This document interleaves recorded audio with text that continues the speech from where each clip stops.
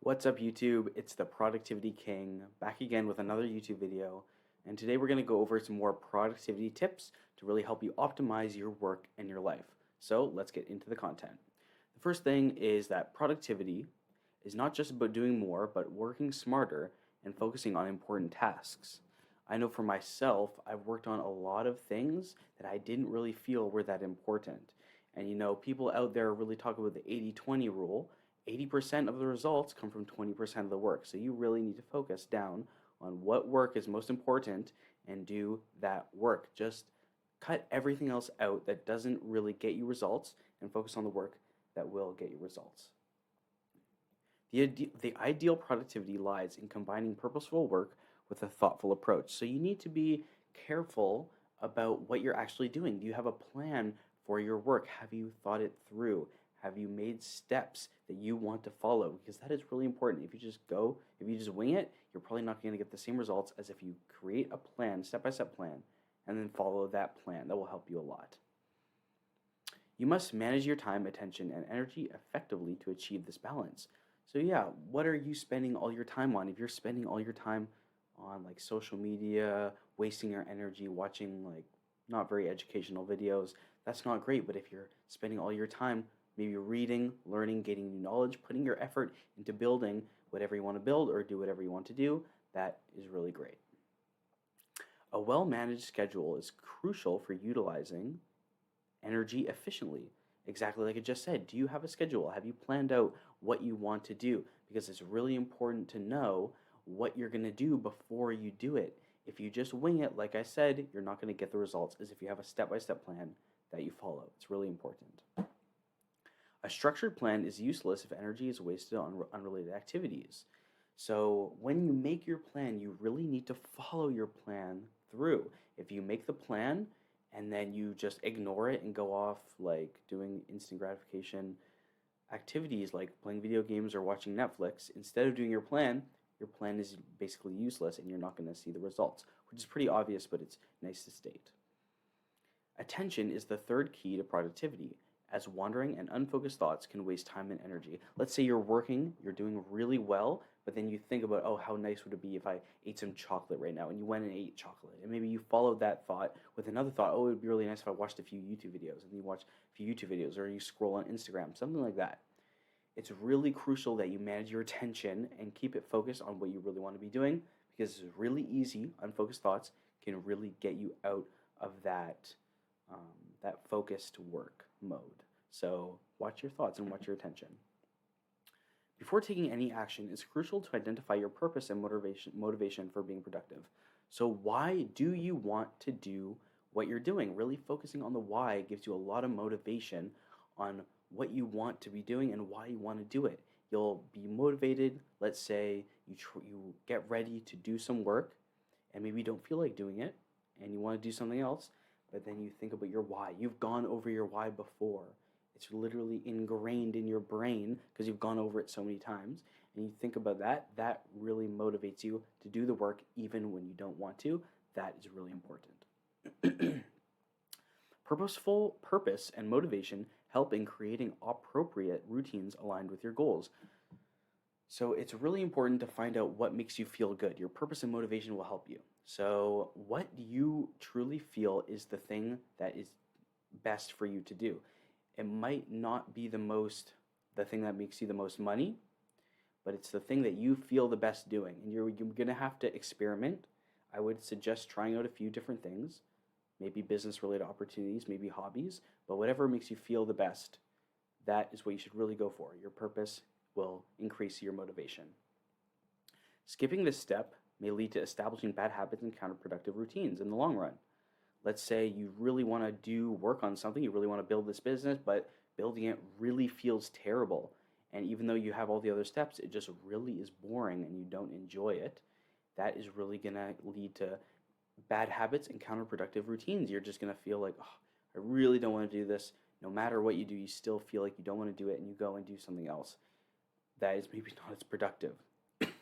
And you lose the progress you could have made on your goal if you switch that goal to something else that made you feel better while doing it and was more aligned with your purpose.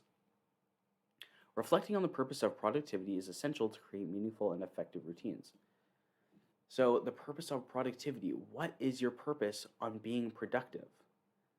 What do you want to do as a routine that will make you feel good and that you will stick to and the results that you really want? You really got to reflect on your purpose and why you're doing this and what steps you want to take and what result you want. It's really important. Ask yourself what you would do with extra time. This can guide you toward understanding the true motivation behind your desire for productivity. So what would you do with your extra time if you could do anything you want? You really ask yourself this and take some time, write it in a journal. It's really helpful. What do you want to be doing with your extra time that will give you results that you really want? Think about this, ask yourself, and come back to the next steps.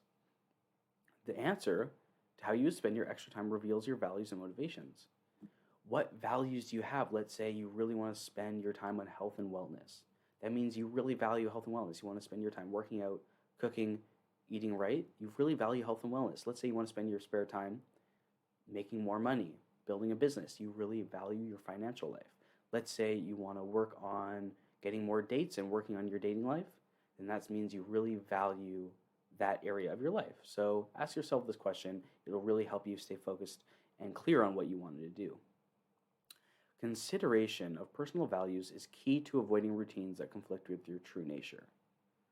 So what are your personal values? This is really key. Again, we need to talk about this. You need to reflect on yourself, and it'll really align yourself with your true nature and help the process be easier when you're trying to work towards what you really want to do. If you're really fighting every day to work to what you want to do, you could consider switching to something else if it's really not your purpose.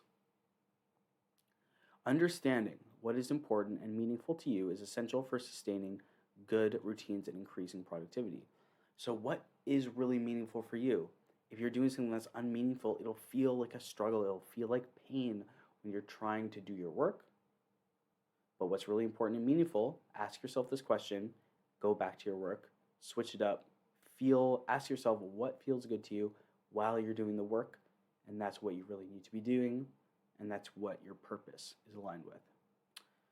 The rule of three, introduced by Microsoft executive J.D. Meyer, is presented as a solution to setting more attainable goals. So the rule is of three. It's really going to help you. Let's go over it. The rule of three involves identifying 3 goals to accomplish each week and 3 goals for each work day. So what do you want to accomplish each week? You make a weekly 3 goals.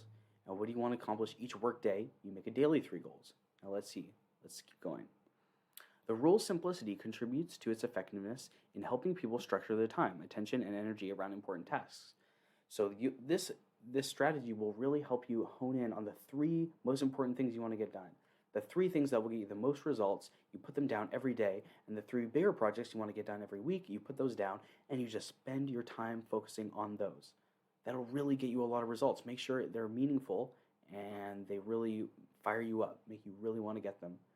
That'll really help you gain a lot of progress in the long run, week after week, day after day, implementing this method. Here's an example of end-of-week goals. Finishing a book section, updating a website, renewing a passport. Inform the end-of-day goals. Completing a book chapter, deciding on a blog post topic, filling out a passport renewal form. So it doesn't really matter. It's really up to you what you want to put there. It can be just like daily chores you got to get done. Obviously, that's really important. It doesn't all have to be big, grand goals. But yeah, this will really help you get all the things you need to be done and just be more productive overall. Checking your calendar is advised when setting goals to avoid overcommitting time and energy to conflicting tasks. So yeah, are you using a calendar right now? I suggest Google Calendar. Everyone really uses it. It's really great. Just make sure you're tracking all your time, how you're spending your time. Using Google Calendar is great. Or you could use a calendar app, to-do list app. There's lots of different things you could use, but use technology to help you. This strategy emphasizes the importance of being smart in scheduling to prevent setting unattainable goals and setting oneself up for failure. So setting your goals will really help you reach them. Also, setting up a schedule, setting your schedule up will really help you focus on the nitty-gritty, the small details, and help you progress towards that goal. Make sure you're making small, attainable goals that you can reach day by day, week by week, and that'll really help you towards your big goal. A 2014 survey by Salary.com revealed that 31% of respondents procrastinated at least 1 hour a day, and 26% spent 2 or more hours. This means that procrastination is a really big thing. It's really wired in us as humans, and we need to find a way to avoid it. We need to consciously use different techniques and tips, learn techniques to really focus on our work and really avoid distractions. Procrastination is challenging to overcome, and part of the problem is linked to specific attributes of a task that make them unappealing. So again, if you're really procrastinating on a task that's really unappealing, you can consider switching, doing another task, or if you really want to do that task but it's just unappealing, let's say maybe it's going to the gym, you really got to find tricks and tips to help you do that anyway. That's what we're going to go into. Timothy Eichel, a psychology professor, identified 6 attributes that increase the likelihood of procrastination: boring, frustrating, difficult, unstructured or ambiguous, lacking personal meaning, and lacking meaningful rewards. So these 6 attributes are big reasons why you would procrastinate on something. So really consciously look at these 6 attributes and how can you make these attributes lower on all the tasks you want to get yourself to do. Try that out. The more of these attributes a task has, the more likely it is to be procrastinated. So it's more frustrating, boring, difficult. If it's all 3 of those things, you're more likely to procrastinate on that. So find a way to make those attributes less. Maybe some other attributes, brainstorm, find a way specific to what you want to be doing. To overcome procrastination, make unappealing tasks appear more attractive, essentially giving them a makeover. A good example is giving yourself a reward. Let's say you want to go to the gym. It really is unattractive because it's kind of painful. But let's say you reward yourself with a piece of chocolate every time you go to the gym. Just as an example, kind of counterproductive for the gym. But let's just use that as an example. Let's say you really like chocolate. You can give yourself a piece of chocolate every time you go to the gym. If you really like chocolate, your favorite kind, and that'll really help you to motivate you to make the gym more appealing, and you'll be more likely to go. For example, if faced with the unappealing task of filling out tax forms, you can make it more enjoyable by doing it in a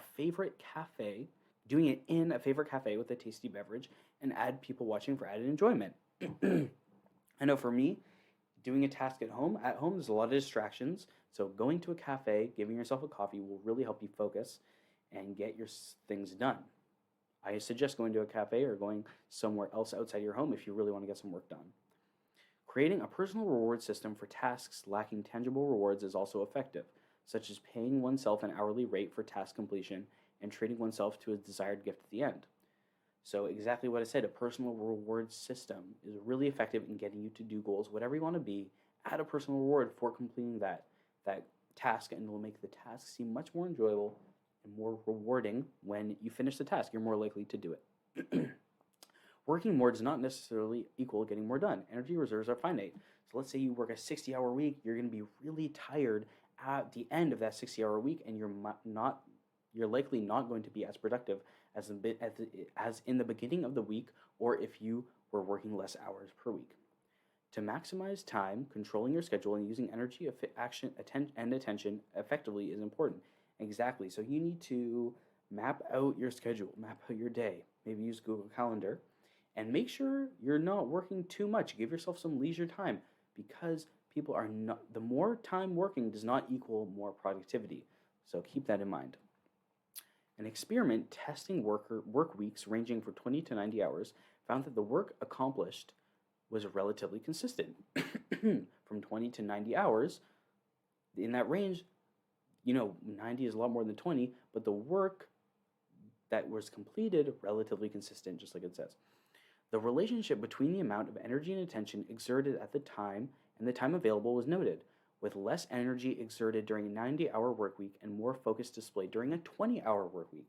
So you're spending less energy in a 90-hour work week just because it's so long, and you have more focus during a 20-hour work week because you have so much relaxation time. You're only working for a little bit of time, and you can spend all your time during that 20-hour work week focused and ready to get stuff done. The ideal amount of work time falls between these extremes, around 35 to 40 hours per week, as anything beyond negatively affects productivity. So really, if you're working more than 40 hours per week, you think you're helping doing yourself, but first of all, you're taking away time you can spend on other areas of your life while you're working, and you're not really getting much done. You really might think you are, but productivity really decreases after the 40-hour mark for a work week. Research by journalist Sarah Robinson in 2012 showed that tasks take twice as long to accomplish beyond 60 hours of work per week, which is crazy. Twice as long beyond 60 hours of work per week, because you're really tired, you're working 60 plus hours, you're just really tired, and you're just going to take longer to do that task. The conclusion is that working 35 to 40 hours a week is considered an ideal schedule for optimal energy and concentration. If you really want to be productive, map out your schedule, map out your Google Calendar, and give yourself 35 to 40 hours a week of work. Make sure you're doing productive work that really makes you feel good, and leave the rest for leisure time and spend optimizing other areas of your life. Writing a list may seem simple, but it can significantly alleviate the burden on our brains.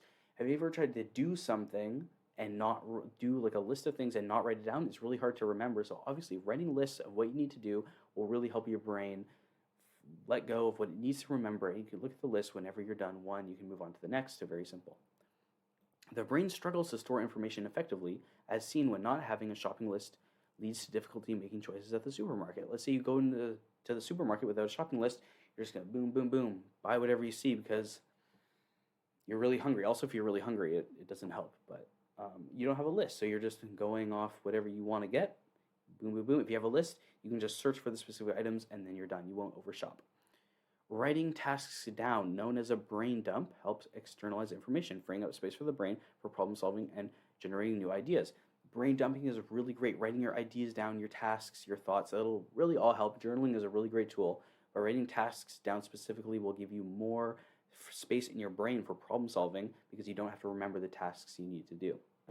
Performing a brain dump at the beginning of the work week and each day, at the beginning of each work week and each work day, can enhance clarity and focus by preventing the need to constantly track tasks mentally. Exactly like I said, you don't need to keep thinking about what you need to do because it's already on paper. You can put all of your time and energy and brain power into problem solving and fixing whatever.